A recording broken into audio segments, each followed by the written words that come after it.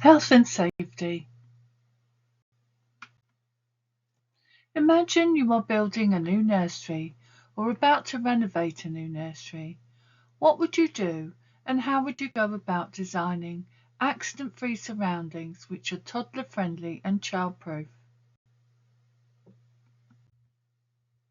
Factors to take into account when planning healthy and safe indoor and outdoor environments and services.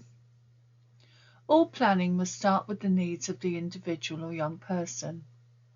A number of factors need to be considered when planning for healthy and safe environments for children and young people, and these are the age and developmental capabilities of the child or young person. Outdoor areas for older children and young people need to be planned to allow vigorous physical play with the minimum of risk. Children and young people with specific needs should have full access to the available activities. Planning should always recognise the needs of families, for example, notification of an infectious disease. And not all settings are built for the purpose, so planning should take into account the way in which the setting should function as safe, healthy environments for children and young people. As a duty of care, children and young people's health and safety should be overriding principle when planning. Conducting a survey. For the ideal environment, you need to inspect the building structure is safe, the roof and the walls, it's damp-free, it's infestation-free, it's dry rot-free, has adequate ventilation, adequate space indoors and outdoors, toxic-free materials, sanitary in place, and kitchen built for purpose and running water, gas and electricity.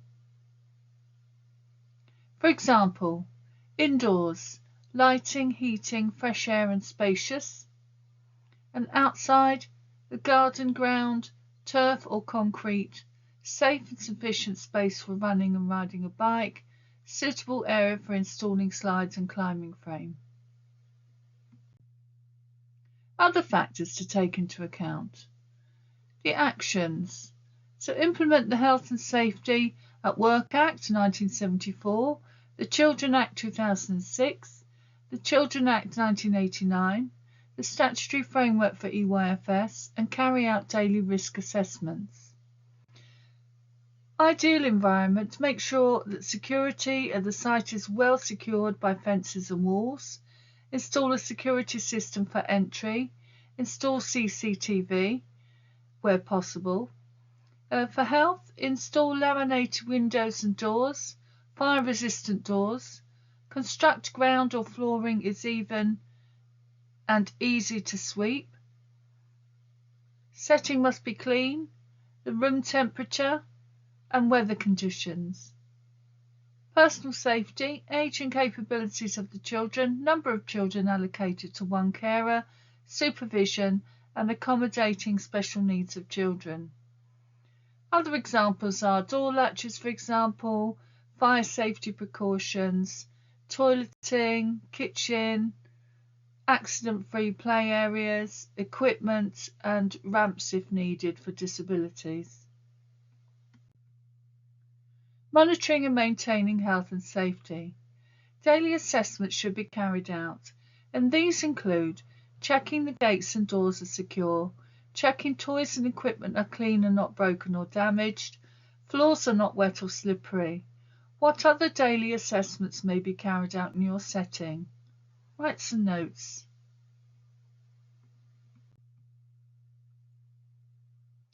Policies and procedures for monitoring and maintaining health and safety.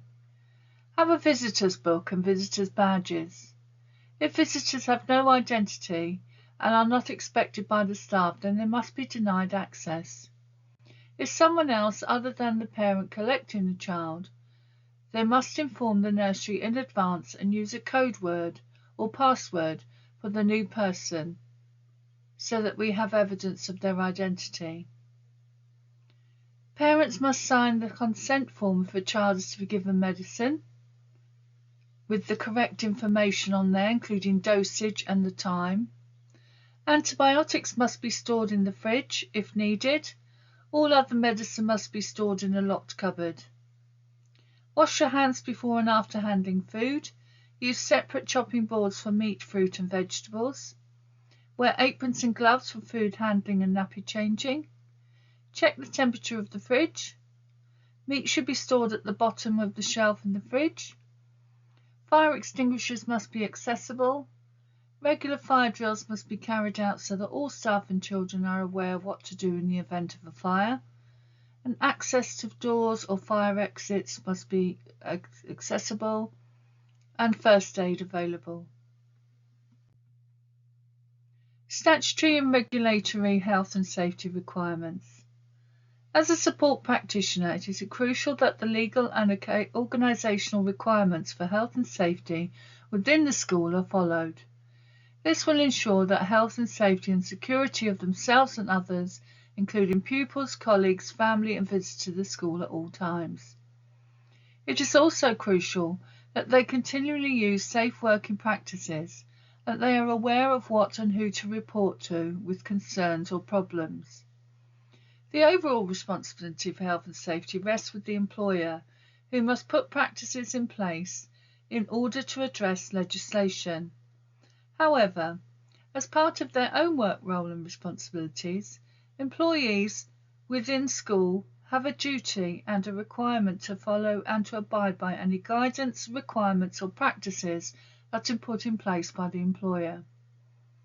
Regulation require employees to follow appropriate systems of work put in place for the health and safety of them and others, make proper use of equipment provided for health and safety, cooperate with their employer on health and safety matters, inform the employer if they identify hazardous handling activities, and take care to ensure that their activities do not put others at risk. Legislation regulations to consider. The Health and Safety at Work Act 1974, the Workplace Regulations, Health and Safety Welfare Regulations 1992, the Education School Premises Regulations 1999, the Management of Health and Safety at Work Regulations 1999, the Manual Handling Operations Regulations 1992 and amended in 2002, COSH 2002, VIDOR 1995, Electricity at Work Regulations 1989, Fire Precautions at Work Regulations 1997, and the Children Act 1989 and 2004. Implementing legislation for health and safety. Health and safety legislation and policy aims to make sure that all workers, children, young people and families are safe and protected from harm when in work or using services. You don't need to be an expert in this area, but you should be aware of the legal issues and national and local guidance relating to health and safety and know where to go and whom to ask for advice and support. Find out what is contained in your setting's health and safety policy. Where is the policy displayed? When was the policy last reviewed? And who is responsible for reviewing the policy? How do you identify potential hazards within the work setting? Physical risks. Be aware of symptoms that can indicate possible CO poisoning, such as drowsiness and flu-like symptoms. Make sure that you adhere to your organisation's COSH policy. Always use household cleaning products according to manufacturer's instructions. Medicines should be kept in their original containers and clearly labelled. Dispose of unwanted medicines and chemicals safely. Falls. Never leave a baby on a raised surface. Keep small objects and dangerous substances out of reach. Never leave toddlers unsupervised. Keep hot drinks out of reach and use stair gates and fire guards to protect children. Never leave trip hazards on or around stairs, and do not leave anything under or near a window that could be climbed on. How to identify potential hazards. Security risks. Make sure that there are clear and robust systems in place and that everyone understands them when children are moving in and out of the setting or go on outings. Make sure you're familiar and understand how to register children on their arrival at the setting. When handing children over at the end of their childcare session, it is essential that they are not released into the care of anyone who is not their parent or carer, unless written notification has been given by the child's parents. Fire risks. Make sure that there are smoke detectors on each floor and they are regularly checked. Ensure that all staff are fully aware of evacuation procedures and make sure that there are regular fire drills. Keep matches and lighters out of sight of children and out of reach. When appropriate, teach basic fire safety advice. Food safety risks. Cut small foods such as grapes, cherry tomatoes, blackberries and other soft fruits into quarters to prevent choking. Emotional risks. Never leave a child unattended and always respond promptly if they display signs of needing comfort, reassurance, or any other sort of physical or emotional need. Personal safety risks. Ensure you adhere to the organisation's policy with regards to mobile phones and confidentiality policy in relation to taking photographs. Deal with hazards in the work setting on or in off-site visits. Accidents can happen to anyone at any time. We cannot predict when an accident will occur, but we can make a reasonable guess about the sort of risk that exists in different environments at a given time, and take as much strides as possible to reduce the risk of accident and harm as much as reasonably possible. Most childcare environments already have a set of robust risk assessments in place. However, other factors cannot be predicted as easily. The characteristics that needs of a child are looking after may change, the weather conditions may be different, or the skill mix of the team around you may alter. It is essential that you relay any changes to risk that happen and make reasonable adjustments to minimize the risk to the children or others. What is a risk assessment? Risk assessments are part of the risk management process and are included in the Management of Health and Safety at Work regulations. A risk assessment is the process of identifying what hazards currently exist or may appear in the workplace. A risk assessment defines which workplace hazards are likely to cause harm to employees and visitors. Commonly used terms: activity, the task, the activity, the play theme that's planned for children; the risk, the likely impact of a hazard arising as a result of the activity; the hazard, something that could potentially harm the person; and the likelihood, the probability of harm arising as a result of the hazard. And then there's control measures, the steps or measures implemented to minimize or control the risks that have been identified. Here's an example of a risk assessment.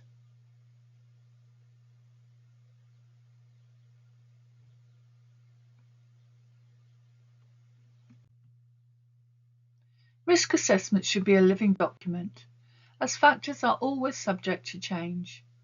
The children participate in activities who will always be different, and so you will always have to review and adjust where necessary. The risk assessments in light of individual needs and abilities of the children taking part. When you're engaged with an activity, you may learn that certain aspects of the risk assessment require amendment. If this is the case, you should always review and change the plan, and also communicate any changes you've made or suggested. Locate a copy of your policies that cover procedures for accidents, incidents, illness, and emergencies. What policies will you look for? Discuss this as a group.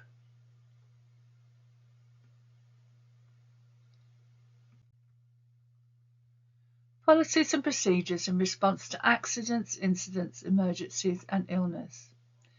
Make sure you know what to do in the immediate aftermath of an incident, accident, or emergency, and who to inform, how to locate emergency contact numbers, and what information is needed to pass on to paramedics in the event of a serious accident or injury. Make sure you know where the first aid kits are kept, who is named the health and safety representative responsible for regularly checking and keeping the first aid kit equipped with all essential items. Ensure you're up to date in terms of your training with respect to paediatric first aid. Be able to recognise the signs of illness. Be aware and well practiced in the evacuation procedures. And make sure you know that the fire doors are closed, the windows. Here are 2 examples of accidents that could happen.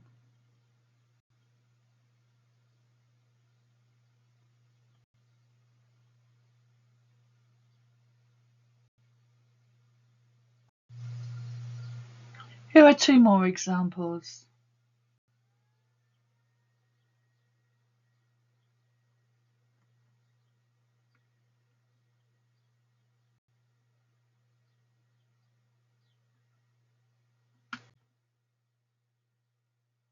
And another one.